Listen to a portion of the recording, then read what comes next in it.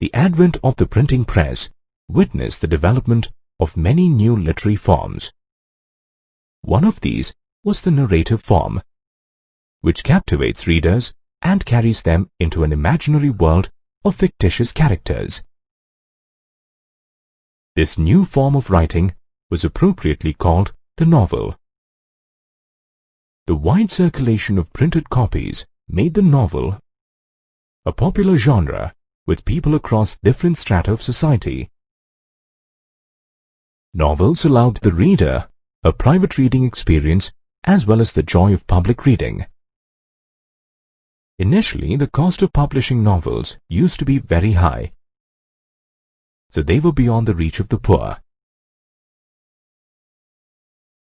However, with the passage of time, circulating libraries came up, and technological innovations in the printing press brought down the prices of printed books. As a result, the novel became one of the first mass-produced items to be sold. The first novels were written in the 17th century, but they actually blossomed in the 18th century.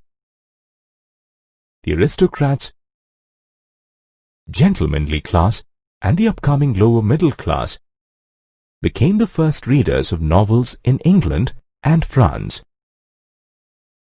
The novel allowed the writers to be financially independent. They no longer relied on aristocratic patronages, so they had the chance to experiment with various styles of writing. For example, Pamela by Samuel Richardson was an epistolary novel, written in the form of a series of letters to tell the story. Walter Scott, on the other hand, collected Scottish ballads and used them in his historical novels.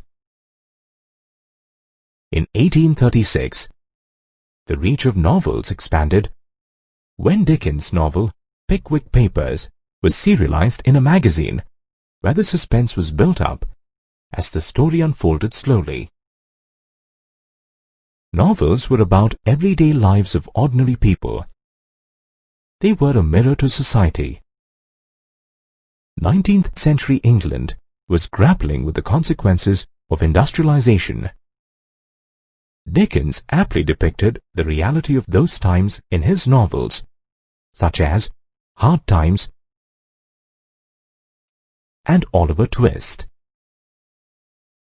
Crowded cities, underpaid workers, homeless children, and industrial capitalism became common themes in his novels. Similarly, Émile Zola explored the miserable lives of miners in his novel Germinal. Novels also talked about the fast-vanishing rural world. Thomas Hardy, another famous author of that time, blended the spoken and the classical language, as a result bringing different people on a common platform. The Mayor of Casterbridge is one of his famous works. The rise of novels also witnessed the active involvement of women as writers and readers. Many novels explored the world of women, their experiences and problems. Jane Austen and Charlotte Bronte, famous for Pride and Prejudice, and Jane Every were great writers of that time. Their novels depicted the world of women and dealt with the themes of courtship, marriage, and money. During this time, writing was not considered an ideal profession for women, so many women writers used false names or pseudonyms. Mary Ann Evans was the popular writer George Eliot, while Emily Bronte wrote under the pen name Ellis Bell. Specialized novel writing developed for young boys as well. They aroused the adventure of visiting and conquering new lands. R.L. Stevenson's Treasure Island and Rudyard Kipling's The Jungle Book are some of the all-time favorites. Due to its engrossing plots, varied themes, lucid language, and easy accessibility, the novel flourished and became an ever-evolving literary form. The 18th century marked the development of the novel in the Western world. India was also a part of this new literary form. As Indians became familiar with the novel, they began to replicate this form in different Indian languages. Historically, Indian stories in prose had been written in Sanskrit. Kadambari by Bana Bhatta and Panchatantra by Vishnu Sharma are two examples. Urdu and Persian also had a tradition of prose adventure stories known as Dastan. However, none of these texts were like the modern novel. The growth of the reading public, print, and vernaculars proved favorable for the growth of the novel in India in the 19th century. The earliest novels were written in Marathi and Bengali. Yamuna Pariyatan by Baba Padmanji was one of the first Marathi novels about the miserable life of widows. The first novel in Bengali, Corona o Fulmunir bi Barun, was written by a Christian missionary, Hannah Mullins, in 1852. Indian novelists wanted to create modern literature that could inspire their reading public to take pride in India and its culture. Therefore, writing became a tool to combat the colonial invasion on Indian culture. In northern India, famous Hindi writer Bharathendu Harishchandra motivated many poets and writers in his circle to translate and recreate novels from other languages. The first Hindi novel was Pariksha Guru, written by Srinivas Das. The novel suggested adopting the best of Indian customs and Western sciences. Due to its moralistic approach, Pariksha Guru suffered from low readership. A bestseller in Hindi novels came around with Devaki Nandan Khatri's fantasy saga, Chandrakanta.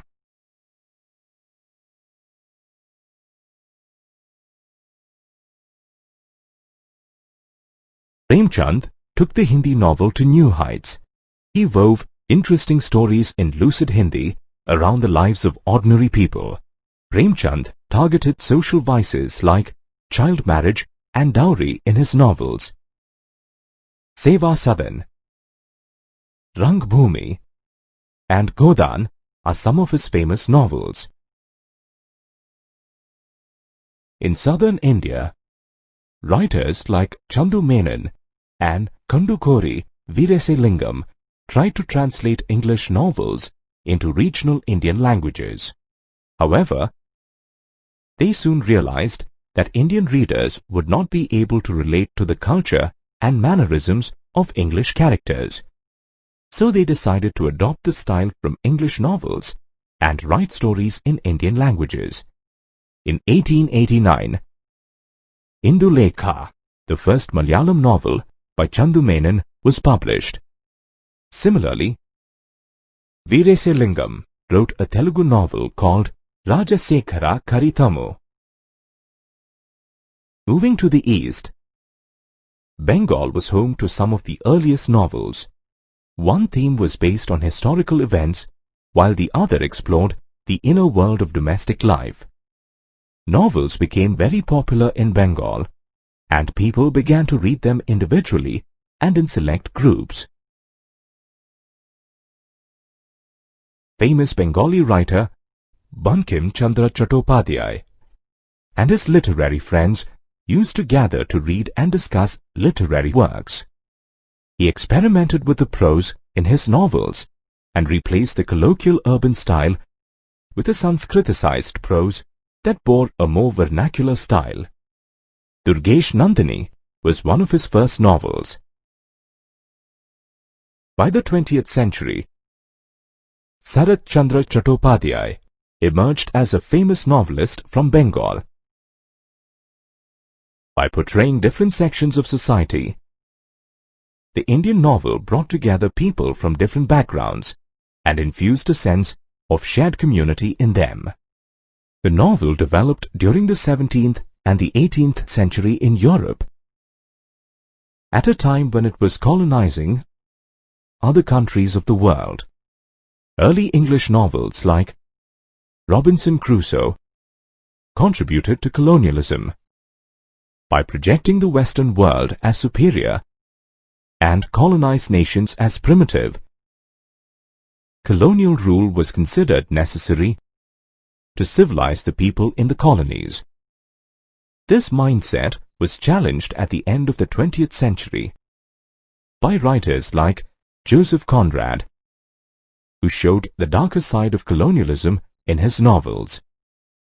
Writers in colonized nations like India felt that the novel allowed them to explore their identities and problems.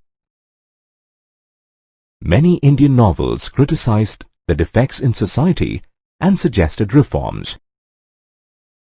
The Kannada novel Indrabai by Gulavadi Venkata, written in 1899, explores issues like widow remarriage and women's education.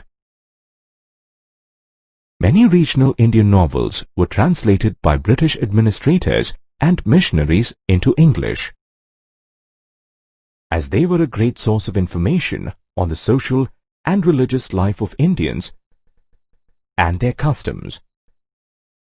While writing Indian history, colonial historians showed Indians as weak and dependent on the British.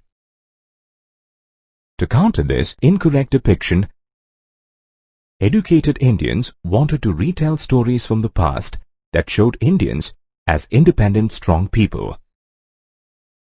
For this purpose, novels were the best medium.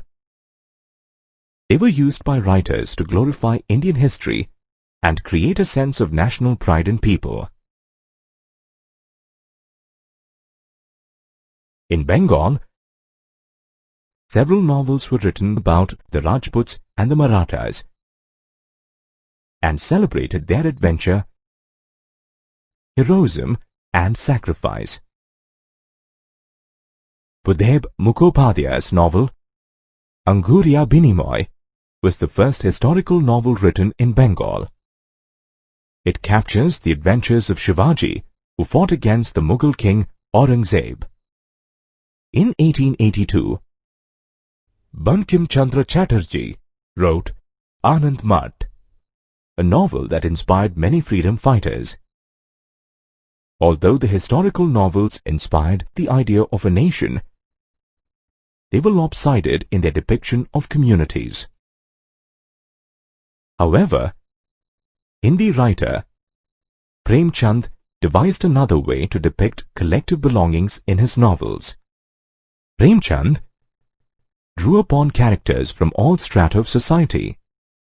By bringing such a wide array of characters, Prem Chand created a community based on democratic values. He addressed burning issues such as the problems faced by the Indian peasantry in his epic novel, Godan. Novels were read by people from all walks of life who shared the same language, which created a sense of collective belonging. Moreover, novels also began to depict various dialects and variations in a language. This made the readers familiar with the different ways in which the same language was spoken by different people. During the colonial period, many writers created ideal central characters that the readers could admire and imitate. These characters lived in a modern world, and they showed how the Indian readers could successfully blend Western and Indian lifestyles together. Chandu Menon's novel Indulekha is an example of this style. Gradually, the novel became a new form of entertainment with the Indian middle classes. The print industry flourished with the novel. Many popular Tamil detective and mystery novels were reprinted as many as 22 times. The novel favored the growth of silent reading. It pulled the readers into an imaginary world irrespective of whether they were traveling in a crowded train or sitting alone, as the printing and circulation of novels increased. Several new sections of Indian society got introduced to the pleasures of reading and writing. Novels carried people away from the real surroundings to an imaginary world. However, there were many people who thought that reading a novel could have adverse effects on impressionable readers, such as women and children. Therefore, they wrote articles and dissuaded children and women from reading. Women liked novels as it told them stories about women who made choices in relationships and gained some control over their lives. In Tamil Nadu, novels were so popular with old women that they listened to the novels read out by their grandchildren with undivided attention. Women also became writers, and so novel writing ceased to be a male preserve. The earliest writings by women consisted of poems, essays, and autobiographical pieces. By the beginning of the 20th century, women in South India began to write novels and short stories. By 1905, Rukia Hussain, a reformer from Bengal, wrote a feminist short story called Sultana's Dream. Based on fantasy, the story depicts a female utopia where men live a secluded life while the women take charge of everything. Men across various communities were suspicious of women who wrote. As a result, women writers wrote secretly. Hannah Mullins, a Christian missionary, was one such writer. Early Indian novels clearly depicted the changing social realities of those times. For example, the Malayalam novel Indulekha highlighted the marriage debate between the Nambudiri Brahmins and the Nayars. The heroine of this novel chooses to marry an educated Nayar over a foolish Nambudiri landlord. Gradually, many people from the suppressed groups like Dalits and peasants began to voice their thoughts in writing. For example, Puttari Kunjambu, a Dalit from Kerala, wrote a novel called Saraswati Vijayam. The main character of the novel is a Dalit who gets uplifted in society by getting education and becoming a judge. Another novel, written by Advaita Malla Barman, called Titash Ekti Nadir Nam in Bengal, describes the Malla or the oppression of the fishermen community who live off fishing in the Titash River. Novels also allowed people from minorities like Muslims to have their say. Vaikom Muhammad Bashir, an early Muslim Malayalam writer, dwelt on personal experience and wrote short stories and novels in a lucid language. His work depicted the everyday life of the Muslim household. Bashir brought in interesting themes such as poverty, insanity, and life in the prisons. Thus, the novel became an ideal platform for people across regions and communities in India to voice their thoughts.